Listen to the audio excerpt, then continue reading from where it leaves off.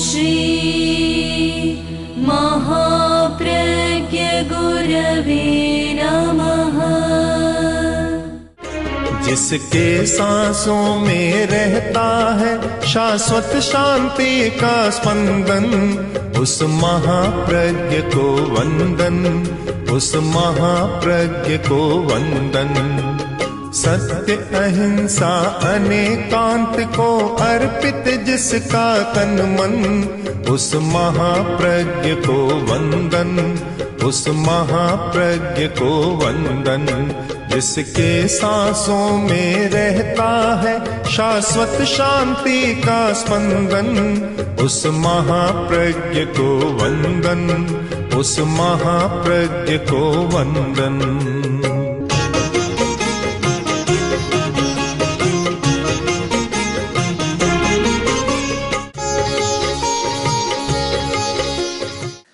एक युवक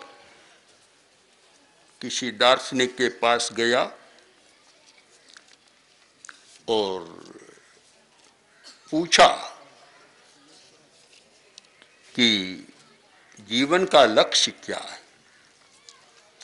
और यह प्रश्न हर व्यक्ति के मन में होना चाहिए कि जीवन का लक्ष्य क्या है, आखिर आदमी क्यों जी रहा है। कोई लक्ष्य होना चाहिए। अगर कोई उद्देश्य नहीं है जीने का तो फिर चेतना का कोई अर्थ ही नहीं होता। मनुष्य चेतनावान प्राणी है और जहाँ चेतना है वहाँ कोई प्रयोजन सामने आना चाहिए। एक महिला रसोई बनाती है, कोई पूछे कि क्यों बना रही हो तो प्रयोजन बता देगी कि भोजन करने के लिए, या कोई पाहुना आ रहा उसे भोजन कराने के लिए प्रयोजन बता देगी। बिना प्रयोजन रात को 12 बजे रसोई करने बैठ जाए तो समझदार नहीं, लोग मानते हैं पागल है। प्रयोजन हो तभी हो। तो जीवन का भी कोई न कोई प्रयोजन है, लक्ष्य है। कि वह लक्ष्य क्या है, यह प्रश्न हर व्यक्ति के मन में उठना चाहिए। दार्शनिक के सामने प्रश्न रखा कि आप मुझे बताएं कि जीवन का लक्ष्य क्या है। दार्शनिक संत था। फर्क पड़ता है, एक कोरा दार्शनिक होता है और एक दार्शनिक संत होता है।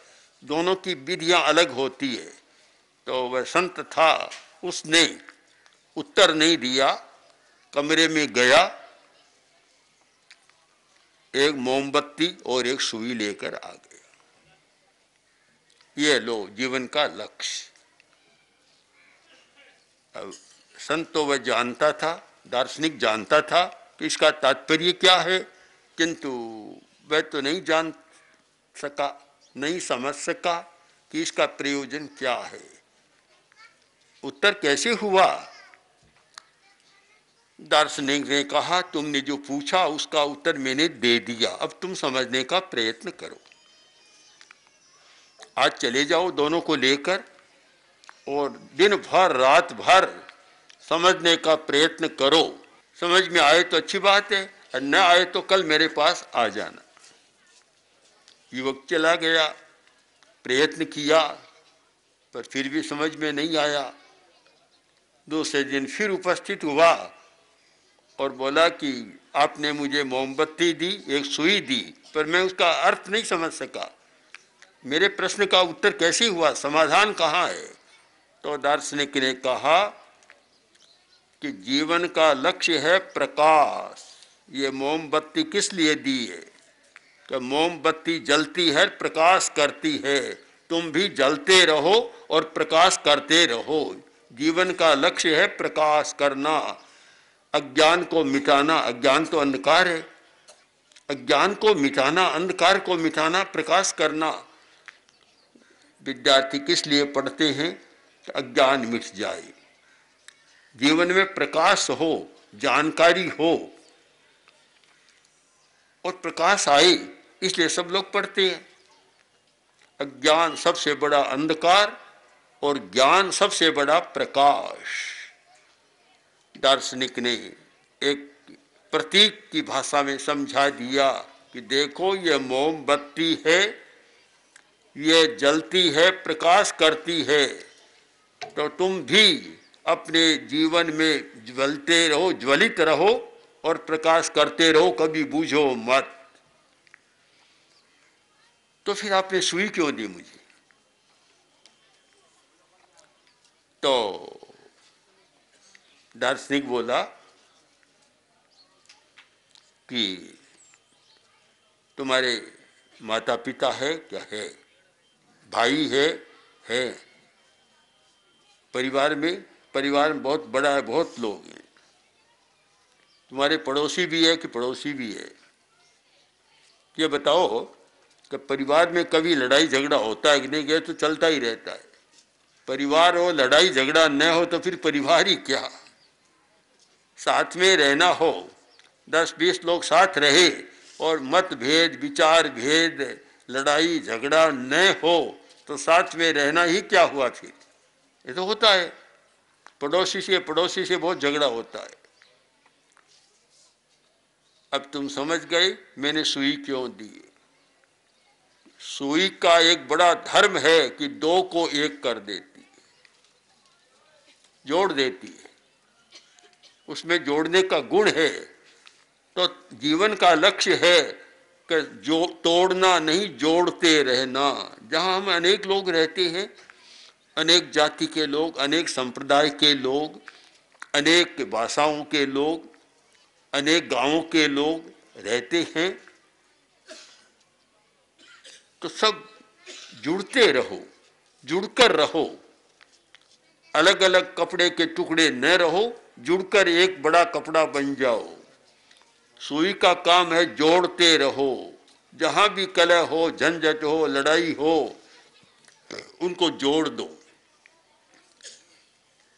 हमारे पास कुछ लोग आते हैं कि परिवार में कलह चल रहा है, सब बिखर रहे हैं, कोई ऐसा मंत्र बताओ जिससे हम प्रेम के साथ रह सके। अच्छी भावना अच्छी है कि सब रहे साथ, तो प्रेम के साथ रहे, लड़ते झगड़ते साथ में न रहे, एकात्मक होकर साथ में रहे। सुई उसका प्रतीक है कि हम जोड़ते रहे। जहां भी लगे टूटन हो रही है, फट रहा है, वहां जोड़ दे। जीवन का एक समग्र लक्ष्य आ गया, एक समग्रता आ गई लक्ष्य में।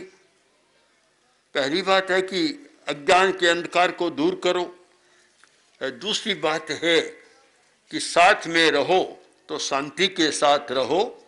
जहां कहीं भी लड़ाई झगड़ा हो फिर से जोड़ दो, सुई बनकर उसको जोड़ दो।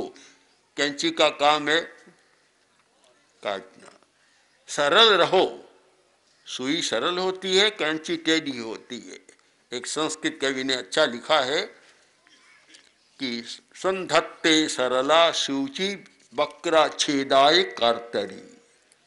सुई सरल है, सीधी है, ये वास्ते दो जोड़ देती है, दो को एक कर देती है। कैंची टेढ़ी होती है, जो टेढ़ा होता है वह तोड़ देता है, काट देता, अलग कर देता है। तो कैंची तो काट देती है, टुकड़ा कर देती है, अलग कर देती है, एक को तोड़ देती है, और सुई अनेक को जोड़ देती है।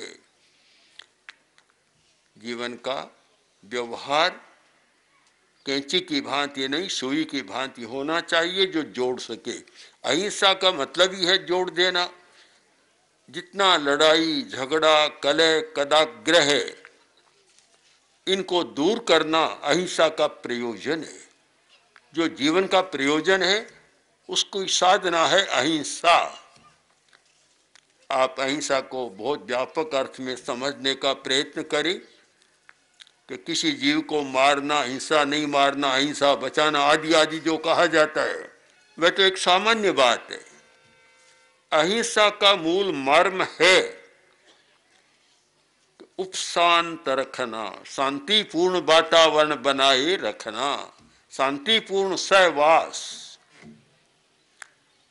शांतिपूर्ण सह अस्तित्व, साथ रहे और शांति के साथ रहे।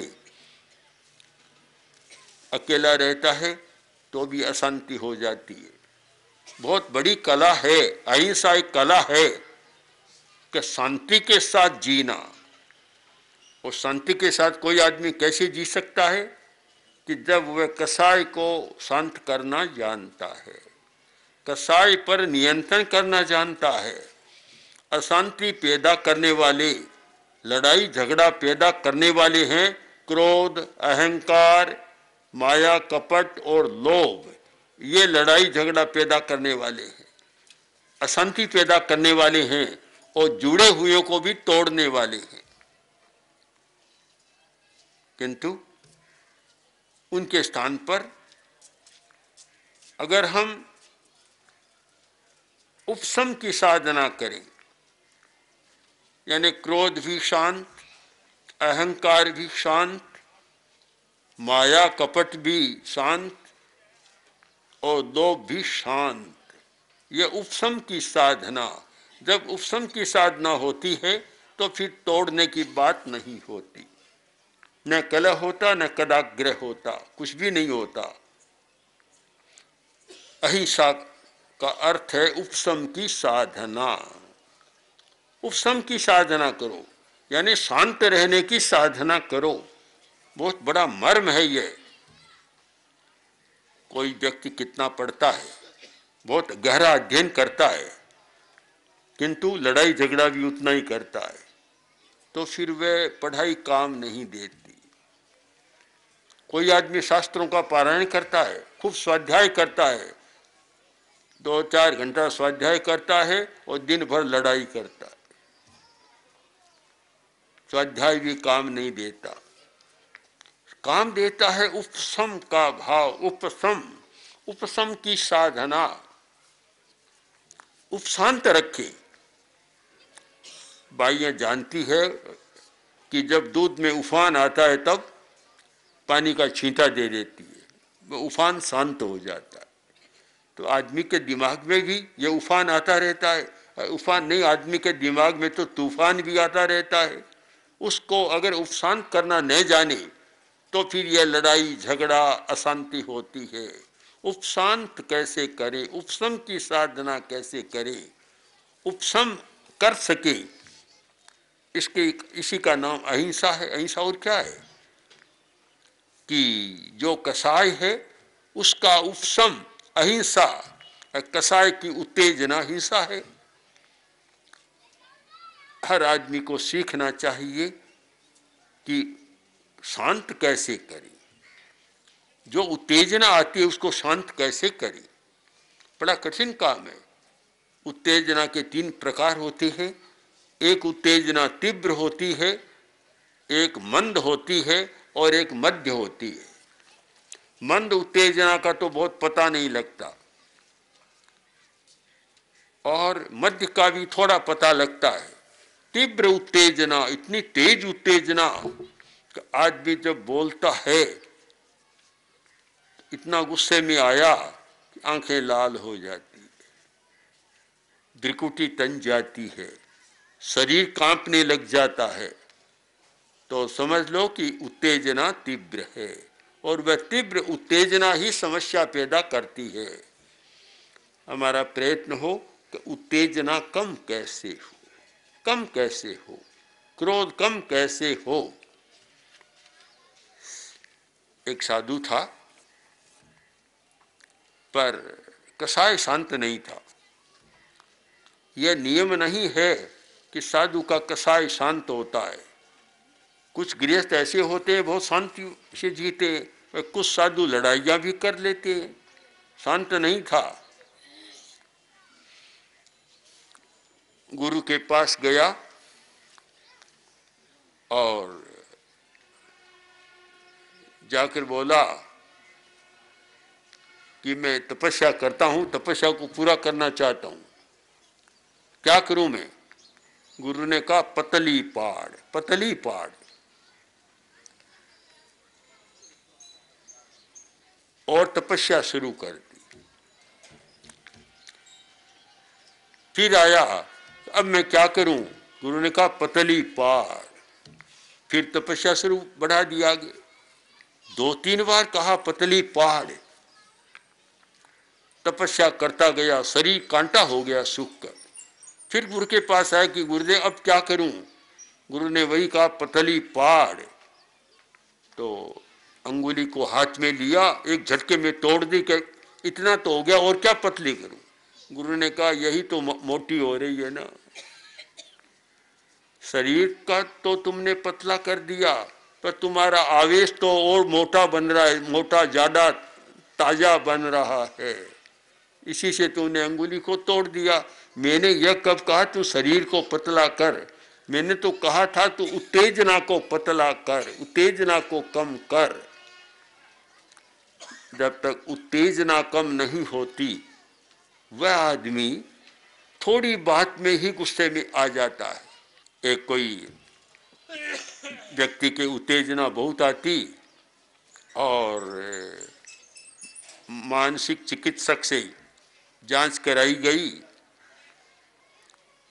जांच के बाद उसकी रिपोर्ट आई तो देखा उसमें है कि इम्पल्स कंट्रोल डिसऑर्डर, इम्पल्स पर कंट्रोल नहीं है, इसीलिए सारी गड़बड़ियां हो रही है। यह समस्या पता नहीं कितने लोगों में मिलेगी कि अपने भावों पर, संवेगों पर कंट्रोल नहीं करना जानते। यह इम्पल्स कंट्रोल डिसऑर्डर की बीमारी से कितने लोग ग्रस्त हैं जो कंट्रोल नहीं कर पाते, कंट्रोल नहीं कर सकते, इसीलिए समस्या हो रही है। आप अहिंसा को समझना चाहें या धर्म को समझना चाहें तो सबसे पहला पाठ ये पढ़ें कि अपने संवेगों पर कंट्रोल कैसे कर सके, अपने आवेशों पर कंट्रोल कैसे कर सके। यह पहला पाठ धर्म का समझना चाहिए। जो व्यक्ति कसाई को शांत करना नहीं जानता, अपने आवेशों की और तीव्र उत्तेजना को शांत करना नहीं जानता, वह धर्म कैसे करेगा। होता है कि धर्म के नाम पर अधर्म कर लेता है, अहिंसा की बात भुला देता है, हिंसा में चला जाता है। ये जितने सांप्रदायिक झगड़े होते हैं कौन करते हैं? धर्म को मानने वाले लोग ही करते हैं, धार्मिक हैं, अपने आप को धार्मिक मानते हैं और धर्म की साधना भी करते हैं और वही लड़ाई झगड़ा करते हैं। इसका मतलब उन्होंने अहिंसा को, धर्म को समझने का प्रयत्न नहीं किया, अहिंसा के स्वरूप को समझने का प्रयत्न नहीं किया कि अहिंसा क्या है, धर्म क्या है। सबसे पहला लक्षण है कसाई को शांत करना, क्रोध मान माया लोभ के वेग को शांत करना। वह नहीं करते हैं और बहुत बड़ी बड़ी क्रियाएं करते हैं धर्म की, बहुत सार कम मिलता है। बिलोना शुरू किया, 2 घंटा बिलोता रहा, आखिर मक्खन नहीं निकला, बात क्या है। तो माँ आई, देखा, अरे क्या कर रहा है, कि आपने कहा था बिलोना कर लो, बिलोना कर रहा हूं।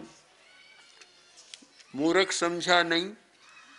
तो दही का माटा पड़ा था उसमें तो झेरनी नहीं चली, तुम्हारा मथानी उसमें नहीं चली, पानी का माटा पड़ा था उसमें झेरनी चलती रही।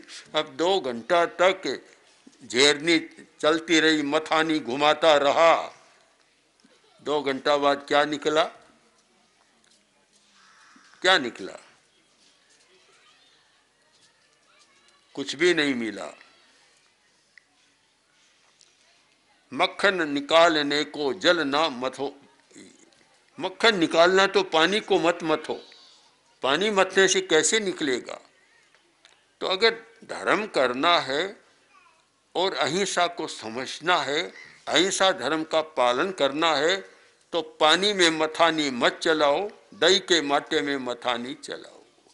यानी कसाई है, कसाई की जो उत्तेजना है, आवेश है, उसे शांत करने की साधना करो कि क्रोध कैसे कम हो, अहंकार कैसे कम हो, माया कपट कैसे कम हो, सरलता कैसे बढ़े, लोभ का वेग कैसे कम हो।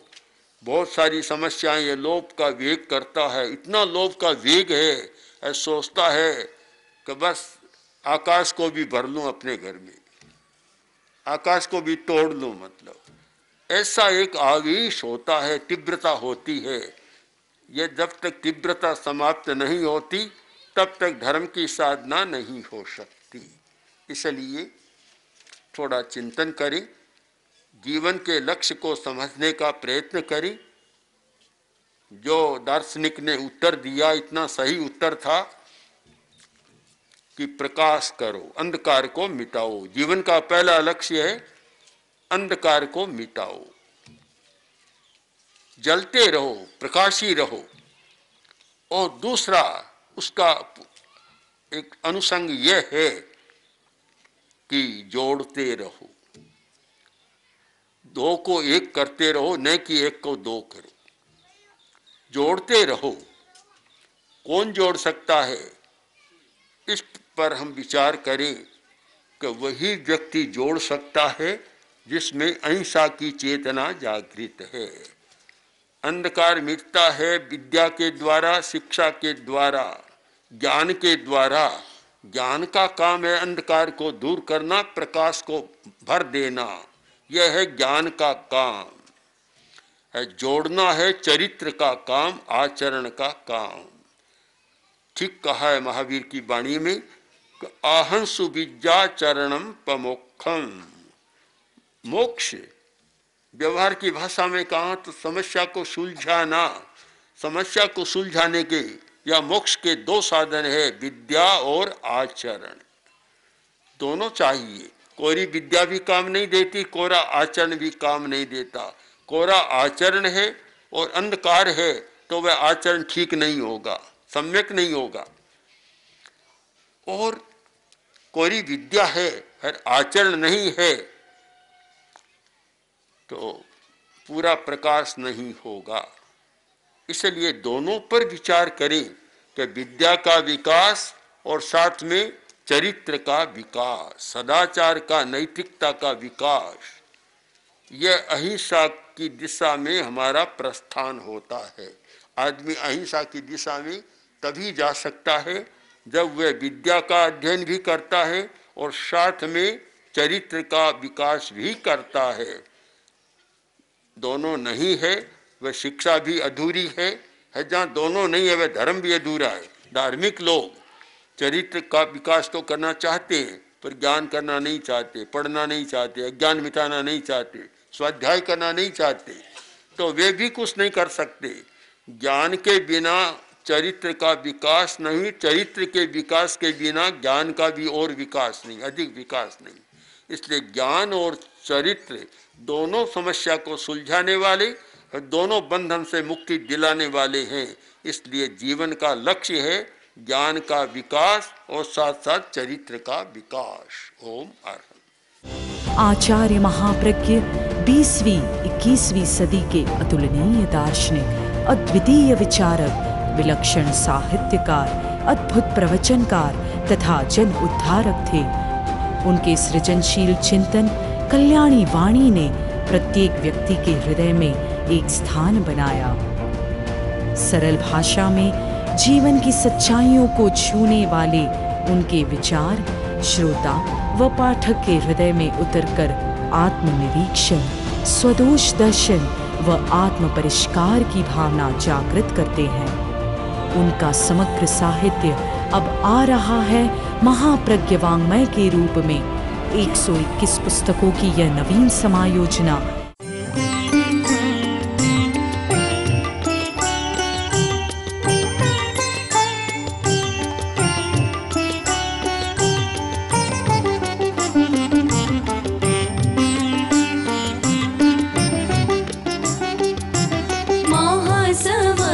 महाप्रज्ञ गुरुवै अर्घ्य आस्था काय चढ़ाए, अमल ध्यानी विशद ज्ञानी, अमर है तेरी ऋचाए।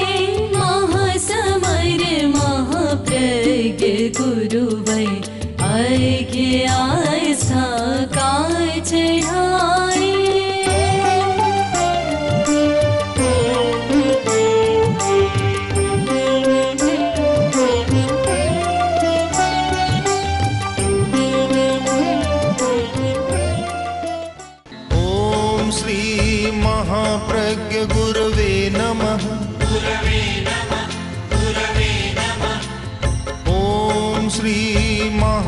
महाप्रज्ञ गुरुवे नमः। ओम श्री महाप्रज्ञ गुरुवे नमः।